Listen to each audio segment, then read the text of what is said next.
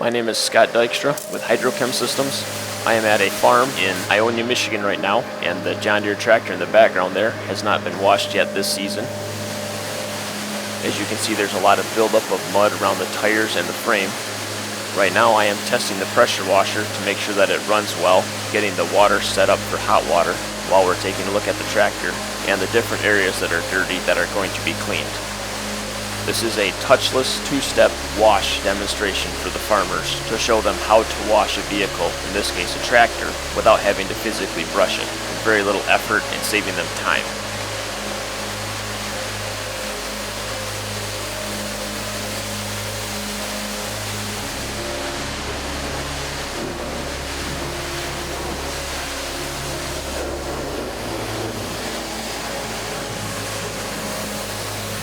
Right now, I am knocking off the heavy, caked-on, built-up mud and debris while I'm waiting for the soap to come out so that I can apply the number 1 soap to the tractor. That is exactly what you want to do before you start applying the soap to the vehicle. You want to knock off the heavy, caked-on mud, debris, ice, and snow so that the soaps can get to the surfaces of the vehicle. Soap will not clean mud and debris, but it will clean the surface, tire, rims, body, glass, mirrors, things like that.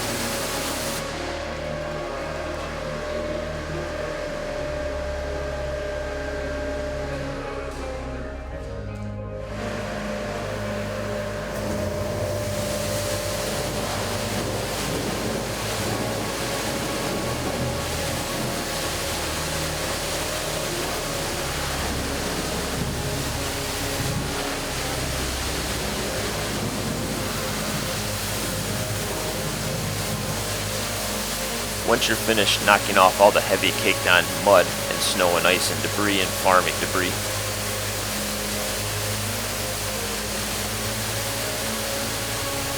there you see the soap start to come out. What you want to do is apply it from the bottom to the top. This first step is an acidic pre-soak. It's not an acid, it is acidic. And this is what neutralizes the static cling on the vehicle surface. That static cling is what holds the dirt and debris and road film onto the vehicle. When applying the first step, you want to work from the bottom to the top as much as possible in overlapping motions.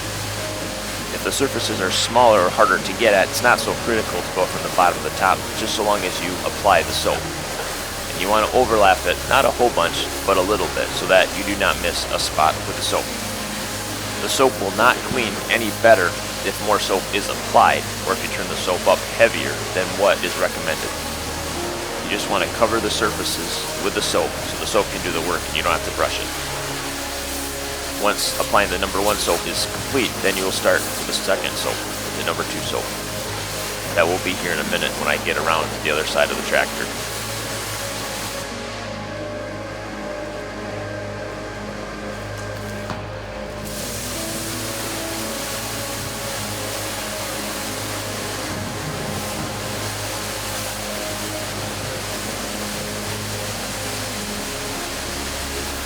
Each soap, the number 1 and the number 2, are safe on glass. The only concern is you do not want it to dry.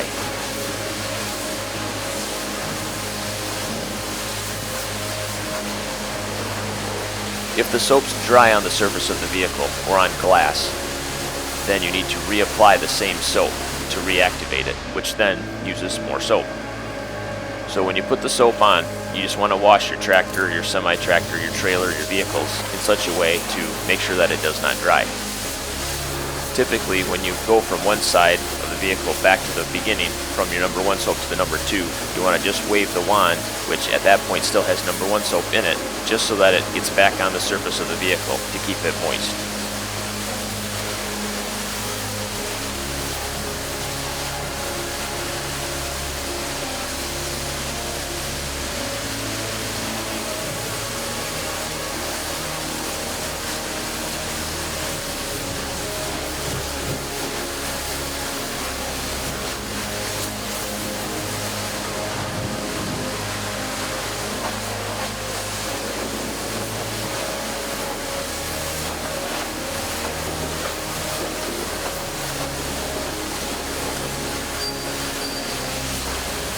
biggest thing to remember is you're just putting the soap on.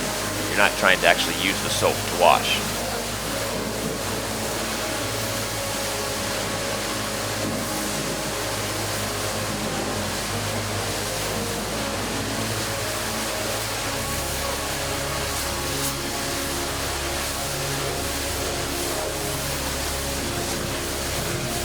The cord would not reach all the way around to the back of the tractor, so I had to go back to the beginning so I could wash the back of the tractor here.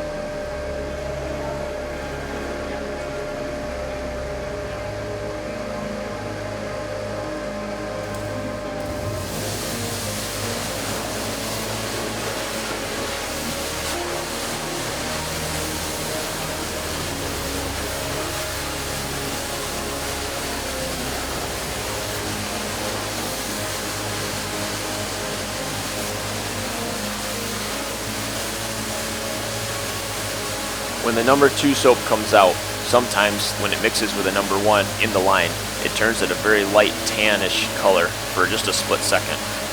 Otherwise, the number 2 soap typically is foamier, it's whiter, it's frothier than the number 1 soaps, and they smell different. So when you see that tan color, or when you see that the foaminess coming out is a little bit different, or the smell is different, then you know you're in the number 2.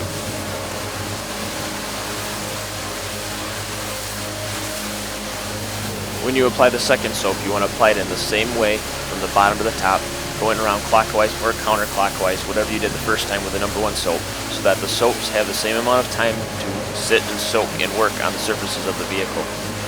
If you went front drivers around clockwise, then start back front drivers for the number 2 soap, just like you did on the number 1. This way, the soaps are on the surfaces of the vehicle in the same amount of time.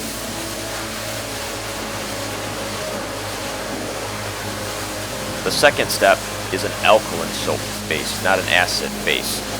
This way, the second soap neutralizes the first, and it is allowed to penetrate to the surface of the vehicle to clean the surface off. The number 1 neutralizes the static cling, and the number 2 does the surface vehicle cleaning.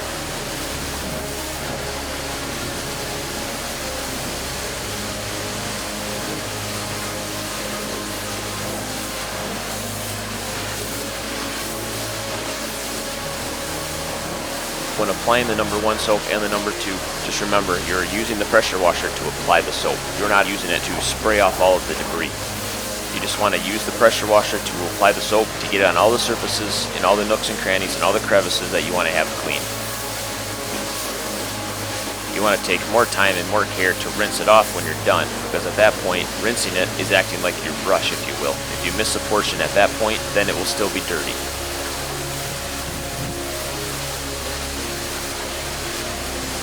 The second step is being applied here, and in a moment I will talk about the rinsing.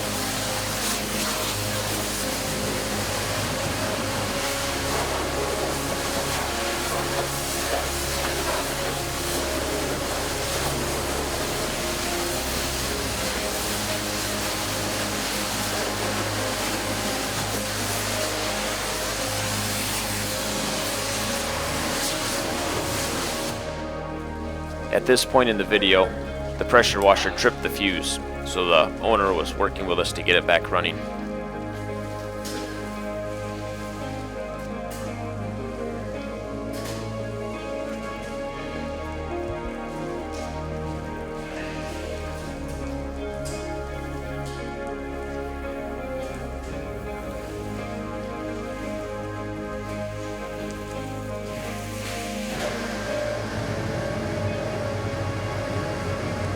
Just like with the number 1 soap, the hose would not reach around the back of the tractor, so I'm washing it here with the number 2 soap.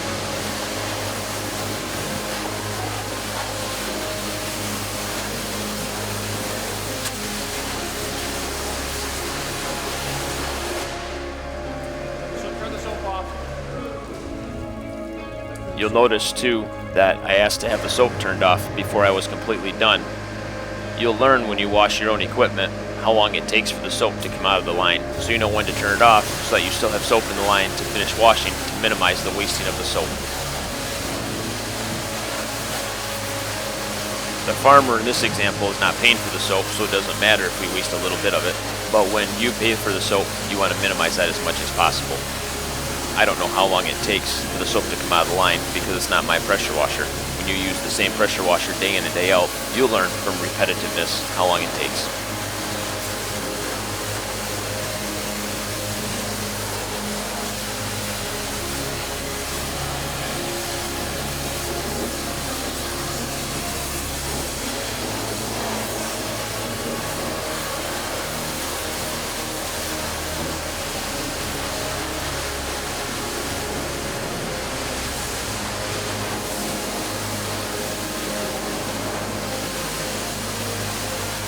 Now I am rinsing.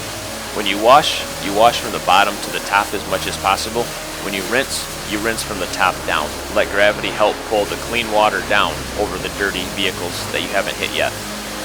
When you put the soap on, you want to go from the bottom to the top so you can see a clear distinction where the soap is left off. When you rinse, however, you want to rinse from the top down because then everything's going to run down and then you'll be left with a clean vehicle on the top.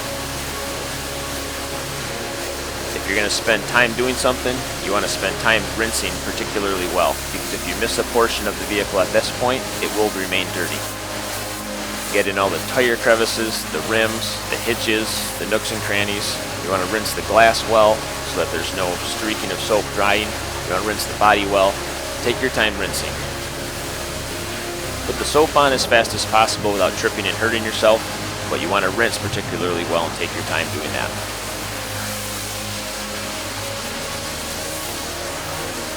When you're done, you will have washed a vehicle with two-step touchless washing. You will have not hurt your body, your muscles, you will not be sweating, and it will have been done faster and easier than with hand washing and brushing.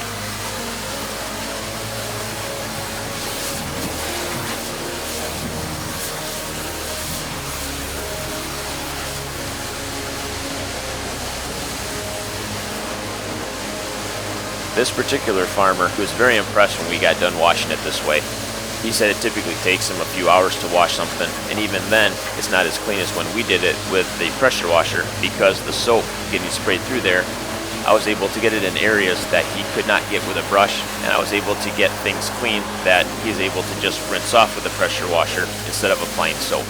So he was very impressed with not only how clean this tractor came when we were done, but also the different areas that we were able to clean.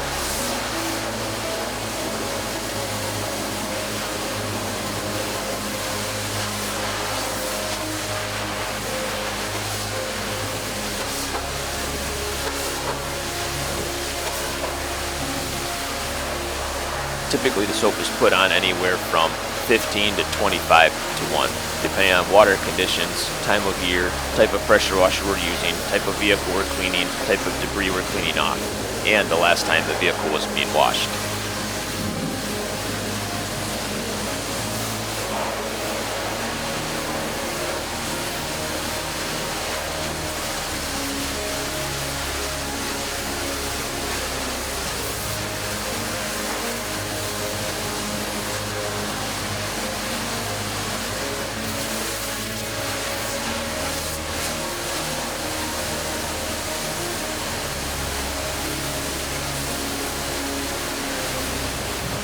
This video was shot in March in Michigan, and at the time it was still a little cool out, which is why I'm wearing my stocking cap and you see it steam. It is ideal to wash with warm water, not incredibly scalding hot, and soft water that will allow you to use the least amount of soap when you wash.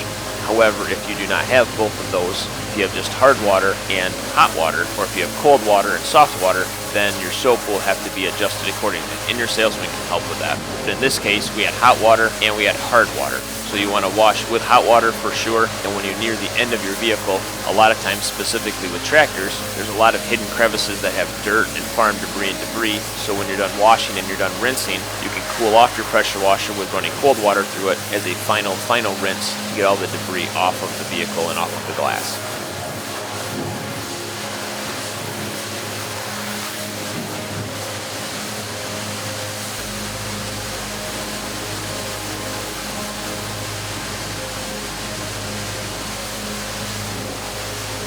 As you can see, I'm rinsing it from the top down versus applying soap from the bottom to the top.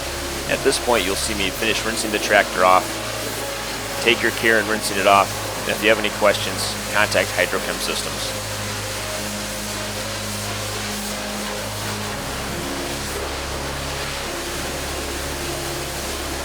This is Scott Dykstra. Thank you for watching the video.